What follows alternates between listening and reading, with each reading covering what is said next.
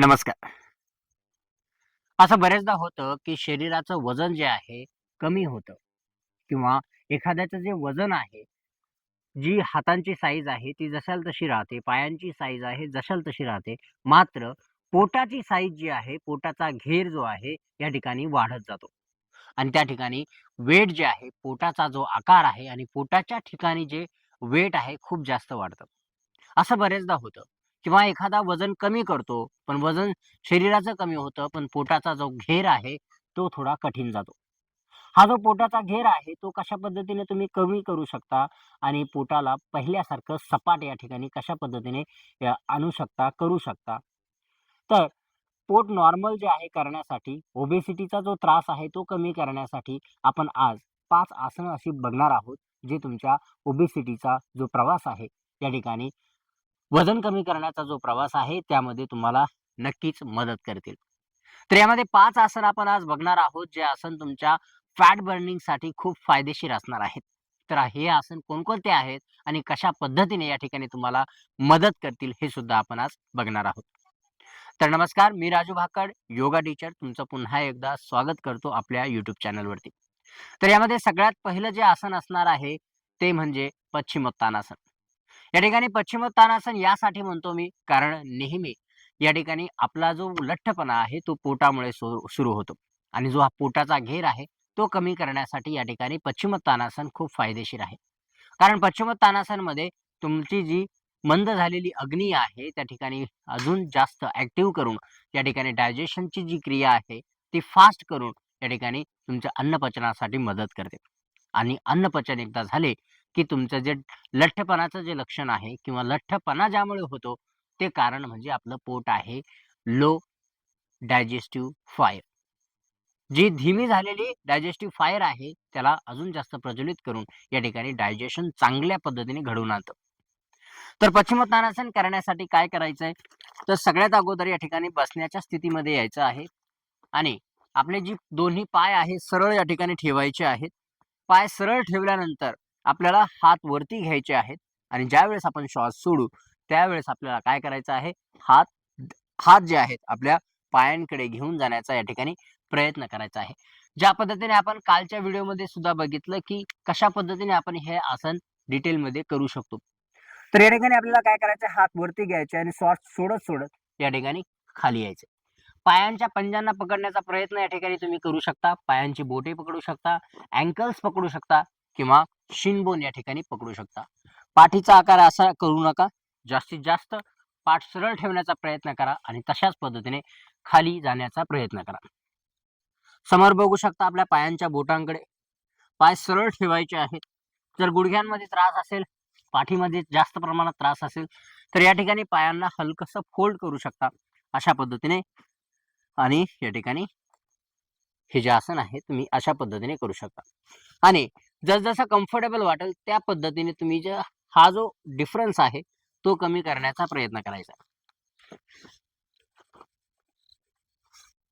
श्वास घ्यायचा हात वरती, श्वास सोडायचा हात खाली.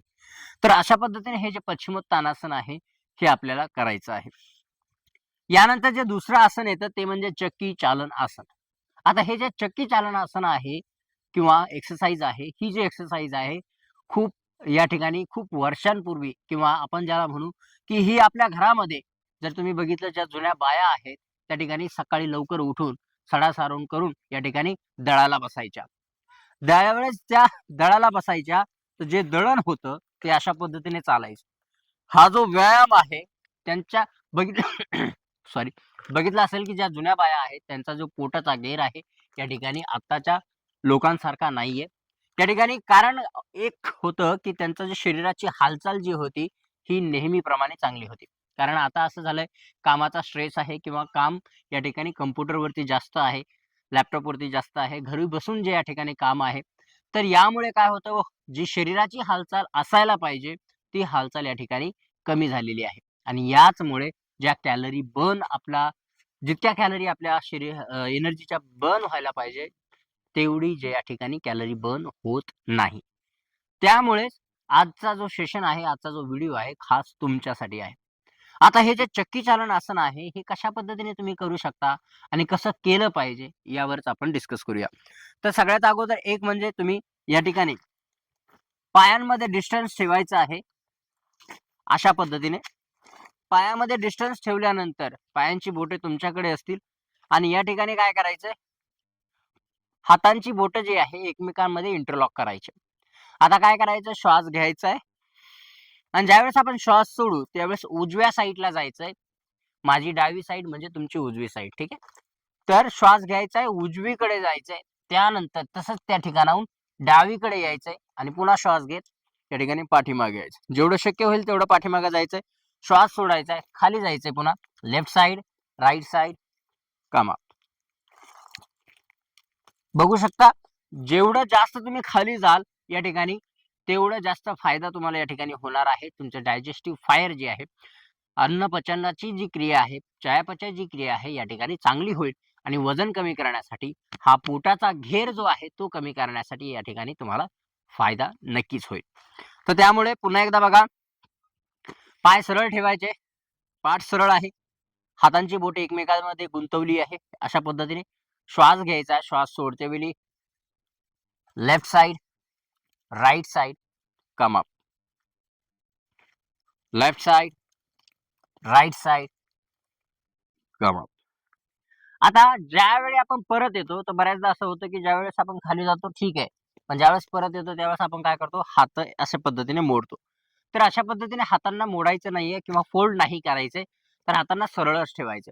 दुसरी गोष्ट, ज्यावेळेस आपण खाली जातो त्यावेळेस पाठीला असं करायचं नाही.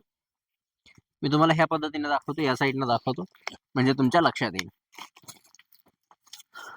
असं. आणि कोणी कोणी ना काय करतं की जास्त समोर जात नाही, ते फक्त इथल्या इथंच करतं. असं याचा फायदा होणार नाही. पाठ सरळ ठेवा, पाठ वाकवू नका. खाली जा, परत या, खाली जा, परत या. हातांना फोल्ड करू नका, सरळ ठेवा. तर अशा पद्धतीने काय करायचंय, राईट टू लेफ्ट 5 वेळा करायचंय आणि लेफ्ट टू राईट या ठिकाणी 5 वेळा या ठिकाणी आपल्याला करायचं आहे.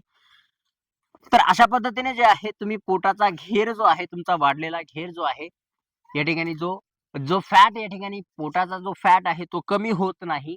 तो फॅट कमी करण्यासाठी हे आसन खूप खूप आणि खूप फायदेशीर या ठिकाणी आहे.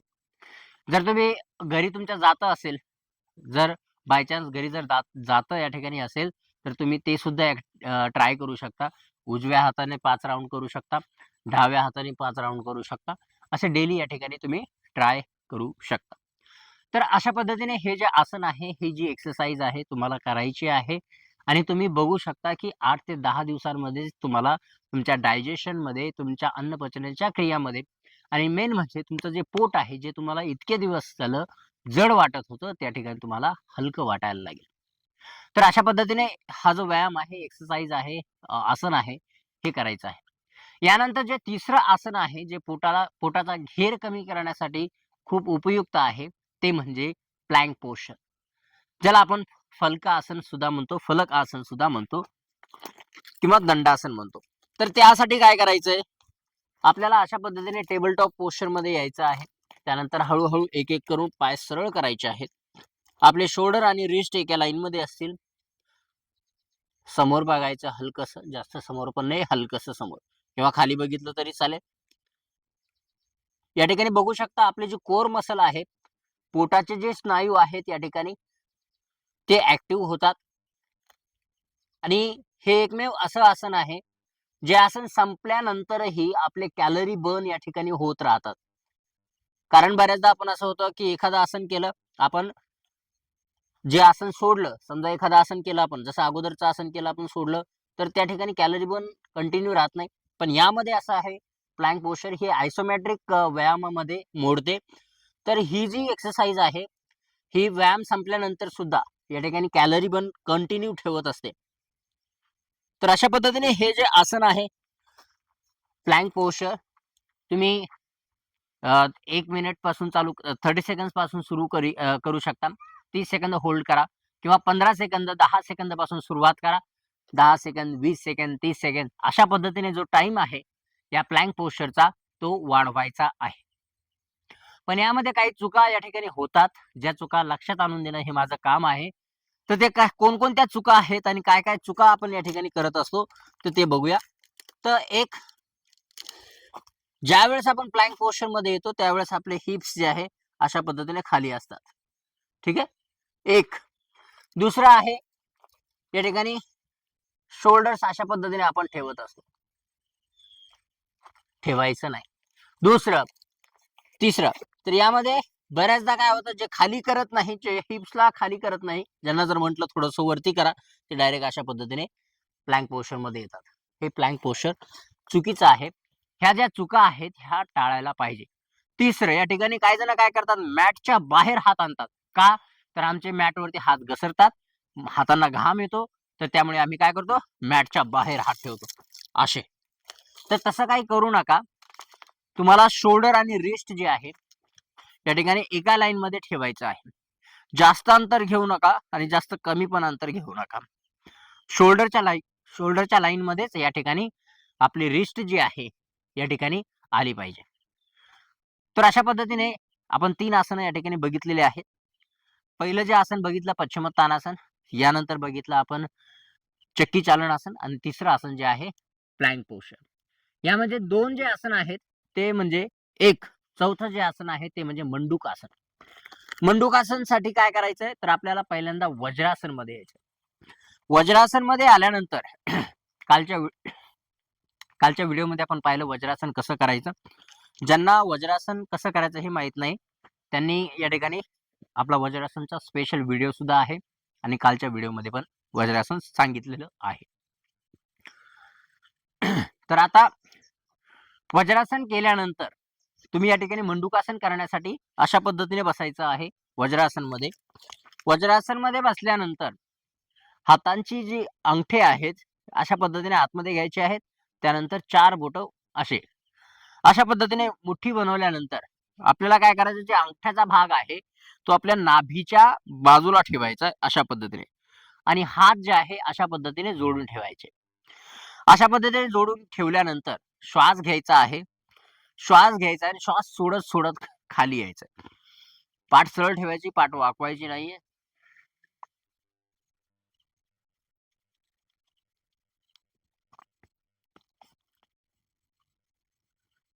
तुम्ही कोपरे जे आहे हाताचे चिटकवून ठेवू शकता वरच्या दिशेनं.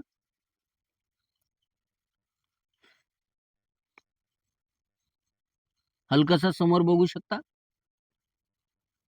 इथे काही वेळ थांबल्यानंतर हळूच वरती यायचं आहे. हातांना आराम द्यायचा आहे आणि रिलॅक्स करायचं. तर अशा पद्धतीने हे जे मंडूक आसन आहे हे करायचं आहे. पण जर तुमची सर्जरी झालेली असेल पोटाची, पाठीची, यानंतर तुम्हाला अल्सर असेल, पेप्टिक अल्सर आपण ज्याला म्हणतो, पोटातला जो अल्सर आहे, तो असेल, हर्निया असेल, तर हे आसन करू नका. डॉक्टरांच्या सल्ल्याशिवाय हे आसन करायचं नाही. त्याचबरोबर काही-काही जे फॉरवर्ड बेंडिंग आसनं आहेत, ज्यांना पाठीचा त्रास आहे, जसं आपण बघितलं, की ज्यांना हार्टचा त्रास आहे, त्यांनी या ठिकाणी जी काही आसनं आहेत, पूर्ण क्लास आपण या ठिकाणी जी 5 आसनं बघितली या व्हिडिओमध्ये, ती सगळी आसनं डॉक्टरांना विचारल्याशिवाय करायची नाही. जर तुमची सर्जरी झालेली असेल, या ठिकाणी तुमचा हार्टचा प्रॉब्लेम असेल किंवा असा काही प्रॉब्लेम असेल, ज्या ठिकाणी तुम्ही आसनं करू शकत नाही, त्यावेळेस तुम्हाला डॉक्टरांना विचारल्याशिवाय काहीही करायचं नाही. तर आता यानंतर जे 5वं आसन आहे किंवा 5वी एक्सरसाइज जी आहे ती म्हणजे कपालभाती. आता कपालभातीचा स्पेशल व्हिडिओ आपण कालच्या परवाच्या दिवशी आपण व्हिडिओ टाकलेला आहे कपालभाती स्पेशल व्हिडिओ. तो तुम्ही बघायचा आहे. पूर्ण डिटेल माहिती त्या ठिकाणी दिलेली आहेच. कारण या व्हिडिओमध्ये सुद्धा जर मी कपालभातीची माहिती द्यायला सुरुवात केली, तर हा व्हिडिओ आणि तो व्हिडिओ लगभग डबल व्हिडिओ होऊन जाईल. म्हणजे 20 मिनिटापर्यंत हा व्हिडिओ चालला जाईल. त्यापेक्षा तो व्हिडिओ तुम्ही सेपरेट पहा, जेणेकरून तुम्हाला पूर्ण माहिती या ठिकाणी डिटेलमध्ये मिळेल, की कशा पद्धतीने कपालभाती केलं पाहिजे आणि का केलं पाहिजे. तर अशी ही 5 एक्सरसाइज आहेत, जी आपल्या पोटाचा घेर कमी करण्यासाठी, डायजेशन चांगलं करण्यासाठी आणि आपला वेट लॉसची जी जर्नी आहे, प्रवास आहे, तो सुरक्षितरित्या चांगल्या पद्धतीने कंप्लीट करण्यासाठी आपल्याला फायदा करतील. तर कपालभाती करण्यासाठी या ठिकाणी तुम्ही हलक्या पोटानं म्हणजे रिकाम्या पोटानं या ठिकाणी हा अभ्यास करायचा आहे कपालभातीचा. तो मॉर्निंगला करा, खूप छान आहे आणि त्या ठिकाणी जर तुम्ही वेट लॉस करू इच्छित असाल तर सकाळी उठल्यानंतर या ठिकाणी तुम्ही काय करायचंय, सकाळी उठल्याबरोबर कोमट पाणी या ठिकाणी ग्लासभर कोमट पाणी प्यायचं आहे. मलासनमध्ये बसायचं आहे. मलासन म्हणजे काय तर अशा पद्धतीने तुम्हाला त्या मलासनमध्ये यायचं आहे आणि या आसनामध्ये थोडा वेळ थांबायचं आहे. या आसनामध्ये थांबल्यानंतर तुम्हाला बाउल मूव्हमेंट या ठिकाणी जाणवेल. टॉयलेटला जाण्याचा जो फील आहे तो या ठिकाणी होईल तुम्हाला आणि तुम्ही त्या ठिकाणी जाऊन चांगल्या पद्धतीने या ठिकाणी पोट साफ तुमचं होईल आणि वेट लॉससाठी जे आहे हे आसन फायदेमंद आहे. त्यामुळे मॉर्निंगला उठल्यानंतर ग्लासभर पाणी जे आहे कोमट पाणी या ठिकाणी तुम्ही पिऊ शकता आणि ह्या आसनामध्ये बसू शकता. पण ज्यांना काही प्रॉब्लेम असेल त्यांनी ज्याप्रमाणे मी अगोदर सांगितलेलं आहे, की डॉक्टरांना विचारल्याशिवाय काहीही करायचं नाही. तर ही काही एक्सरसाइज आहेत, आसनं आहेत, ती तुम्हाला करायची आहे. त्याचबरोबर काही डाएटच्या टिप्स म्हणजे मी काय पूर्ण डाएट देणार नाही तुम्हाला. पण डाएटच्या काही टिप्स आहेत, ज्या जरी तुम्ही फॉलो केल्या, तर तुम्हाला फायदा होणार आहे. तर मेन म्हणजे काय, तर तुम्हाला मैद्याचे जे पदार्थ आहेत, समोसा आहे, कचोरी आहे, पुन्हा जे काही मैद्याचे पदार्थ असतात, जसं ब्रेड आहेत. तर हे जे पदार्थ आहेत, तुम्हाला खाणं सोडायचं आहे. त्याचबरोबर दुधाचा जो पदार्थ आहे, जसं चहा, सगळ्यात महत्त्वाचा चहा जो आहे, तो तुम्हाला बंद करायचा आहे. चहा बंद करून टाकायचा आहे. त्याच्या बदल्यात तुम्ही या ठिकाणी निंबू पाणी पिलं तरी चालेल. जे निंबू पाणी जे आहे तुमच्या बॉडीला डिटॉक्स करतं. सकाळी जरी तुम्ही गूळ आणि निंबू पाणी एकत्र करून थोडंसं चहा टाईपमध्ये बनवलं, तर त्या ठिकाणी ते फायदेशीर राहतं आणि तुम्हाला तुमचं डायजेशन जे आहे ॲक्टिव्ह या ठिकाणी करत असतं. निंबू पाणी जर तुम्ही पिलात, तर डायजेशन खूप चांगलं होतं. तुम्ही आठवड्यातून 2 ते 3 वेळा जरी लिंबू पाणी पिलात, तर ते तुमच्या शरीरासाठी, तुमच्या डिटॉक्ससाठी, बॉडीमध्ये जे काही थिंग्स असतात, जसं घाण काही साचली असेल, डिटॉक्स करायचं असेल बॉडीला, रिफ्रेश करायचं असेल, तर लिंबू पाणी खूप आवश्यक या ठिकाणी आहे. त्याचबरोबर आपल्या शरीराला पाण्याची गरज असते आणि तुम्ही पाणी जे आहे, आता तर उन्हाळा सुरू आहे, तर पाणी जे आहे तुम्ही चांगल्या प्रमाणात घेण्यास सुरुवात करा. जे तुमच्या चयापचय क्रियेला फायदे या ठिकाणी पोहोचवतं आणि त्याचमुळे वेट लॉससाठी सुद्धा या ठिकाणी फायदा होत असतो. याबरोबरच तुम्हाला काय करायचं जर तुम्हाला असं वाटत असेल, की तुमची स्ट्रेस फीडिंग या ठिकाणी होत असेल, की तुम्ही तणावामुळे कोणत्यातरी एखाद्या ताणामुळे तुम्ही जेवण जास्त करता. एखाद्याला होतं तसं, की ताणामध्ये असेल किंवा टीव्ही बघत असेल, तर टीव्ही बघता-बघता किंवा काम करता-करता या ठिकाणी तो खूप जास्त खाऊन जातो आणि त्याला कळत सुद्धा नाही, की मी एवढं खाल्लं म्हणून.